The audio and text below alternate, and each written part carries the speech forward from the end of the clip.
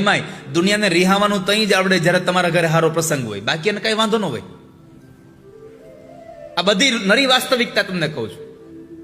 દુનિયાને રીસાવાનું ત્યારે જ આવડે જ્યારે તમારી ઘરે વાંધો હોય ને. એને વાંધો શું હોય ખબર છે?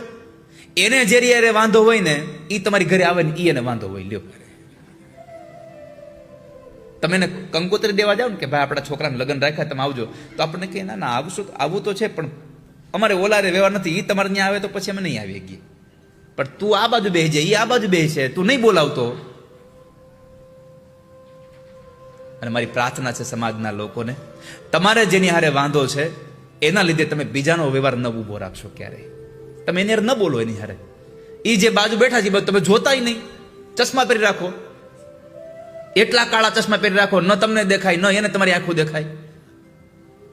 પણ કોઈકનામાં શું કામ પગાડો કરવો? સમાજના લોકોને, સંસારના લોકોને સારા પ્રસંગમાં જ આડો પગ કરતા આવડે છે.